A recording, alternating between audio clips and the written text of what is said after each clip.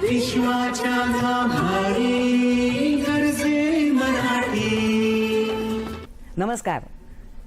गरजे मराठी प्रस्तुत विश्वाच्या गाभारी गरजे मराठी या कार्यक्रमामध्ये आपल्या सगळ्यांचं मनापासून स्वागत. मंडळी, आपल्या सगळ्यांनाच माहिती आहे की या कार्यक्रमात आपण जगभरामध्ये महाराष्ट्राच्या सीमा ओलांडून, देशाच्या सीमा ओलांडून वेगवेगळ्या क्षेत्रामध्ये जे मराठी लोक कर्तृत्व गाजवत आहेत, मग वेगवेगळ्या क्षेत्रामध्ये काम करणाऱ्या मराठी जनांशी आपण गप्पागोष्टी करत असतो. विश्वाच्या गाभारी गरजे मराठी. खरंच या 21व्या शतकात मराठीची पताका संपूर्ण विश्वात फडकते आहे. मराठीचा डंका संपूर्ण विश्वात गरजतो आहे. आणि हे साध्य केले आहे विज्ञान, तंत्रज्ञान, शिक्षण, संगणक, उद्योग, व्यवसाय, उत्पादन, वितरण, औषध निर्मिती, आधुनिक शेती, पायाभूत सुविधा अशा अनेक क्षेत्रात आपल्या प्रावीण्यानं, मेहनतीनं आणि प्रतिभेनं कर्तृत्वाचा ठसा उमटवणाऱ्या मराठी स्त्री पुरुषांनी आपापल्या कार्यक्षेत्रात व्यस्त असतानाच आपल्या महाराष्ट्रासाठी, मराठी लोकांसाठी काही करावे या भावनेतून ते जोडले गेले आहेत गरजे मराठीबरोबर. दूरदर्शन सह्याद्री या वाहिनीच्या सहकार्यानं गरजे मराठीतर्फे या गुणी जणांच्या कर्तृत्वाच्या प्रेरणादायी कथा विश्वाच्या गाभारी गरजे मराठी या कार्यक्रमातून आपल्यासाठी प्रत्येक रविवारी संध्याकाळी 7:30 वाजता सादर केली जाते.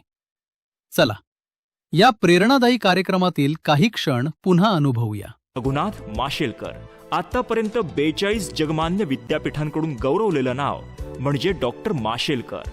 1 जानेवारी 1943ला गोवा इथल्या माशेल या छोट्याशा गावात जन्मलेले हे. हा सगळ्यात मोठा प्रश्न आहे. जेव्हा तुम्ही टॅलेंट विषयी जे म्हणता ना, तुम्हाला हे उदाहरण देतो मी, प्रत्यक्ष आयुष्यात अनुभवलेलं उदाहरण देतो. योग्य मार्ग आणि वळण मिळण्याची गरज आहे. योग्य मार्ग, वळण. आणि असा एक मुलगा मी बघितला, असे लाखो आहेत. यांना संधी मिळायला पाहिजे. बरोबर. मी एज्युकेशन इक्वल टू फ्युचर म्हणतो, हे अर्धवट आहे equation. Education plus opportunity is equal to future. कोणाचा प्रवास मुंबईसारख्या राजधानीतून झालेला, तर कोणाचा प्रवास विदर्भातील एखाद्या छोट्या गावातून. आपल्या स्वप्नांना अविरत प्रयत्नाची जोड देत आलेल्या संधीचा पंखांप्रमाणे वापर करून 7 समुद्रापार आपल्या कर्तृत्वाचा ठसा उमटवणाऱ्या मराठी दिग्गजांची ही कहाणी. यात केवळ त्यांना आलेल्या अडचणींचा लेखाजोखा नाही, तर त्यांनी त्यावर केलेली मात, त्यासाठी कोणाची कशी साथ मिळाली, दृष्टिकोनातील बदल, हे सर्व माहितीप्रद आणि प्रेरणादायी असेच. लहानपण माझं रायपूरमध्ये झालेलं. रायपूर त्या पहिले मध्य प्रदेशमध्ये असायचं, आता छत्तीसगड मध्ये झालेलं आहे. आणि खरं म्हणजे बरीच ट्रायबल आणि रुरल पॉप्युलेशन होती तिथे. तर लहानपणी बाबा जे टीचर होते, आई टीचर होती, तर ते मला लहानपणी आपल्या बऱ्याच सामाजिक कार्यक्रमात जे इन्व्हॉल्ड होते ते मला घेऊन जायचे. आणि मी पाहिलं की किती रिसोर्स कन्स्ट्रेंट्स किती आहेत.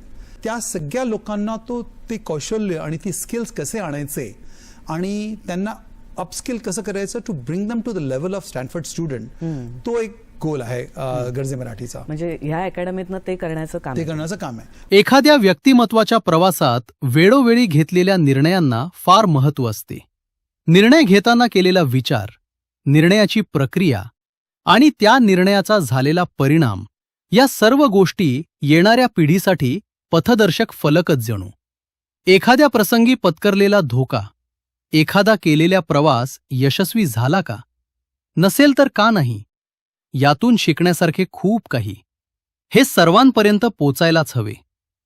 मराठी नावा युवकांना त्याचा होणारा प्रचंड फायदा लक्षात घेऊनच गरजे मराठीनं दूरदर्शनच्या सह्याद्री वाहिनीच्या सहकार्यानं मराठी गुणीजणांच्या कारकिर्दीचा प्रवास विश्वाच्या गाभारी गरजे मराठी या कार्यक्रमातून सादर केला आहे. आता जाता जाता गरजे मराठीशी तुमचा कनेक्ट नेमका कसा आला? आणि तुम्ही जे म्हणताय ना की मी स्टार्टअपना मदत करते, ॲडवायझर म्हणून काम करते, तर ते पण एक गरजे मराठीचं ध्येय आहे. आणि सोप्या शब्दात सांगायचं म्हटलं तर एकमेका सहाय्य करू, अवघे धरू सुपंथ, असा गरजे मराठीचा प्रयत्न आहे.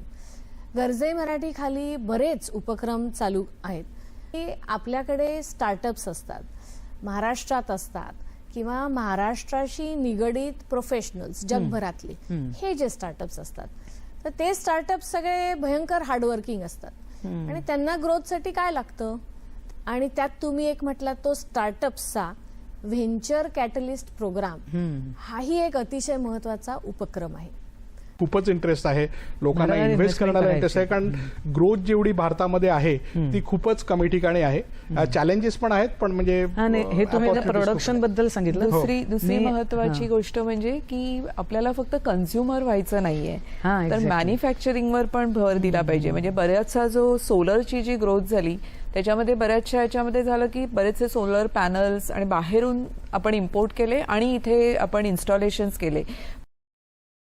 विचारांना चालना देणारा, अनुभवांनी समृद्ध करणारा आणि नव्या पिढीला योग्य दिशा देणारा एक प्रेरणादायी उपक्रम. हा प्रवास इथेच थांबणारा नाही. पुढील अनेक आठवडे प्रत्येक रविवारी एक नवीन ओळख, एका नवीन ध्येयपूर्तीचा वेध आपण घेऊ.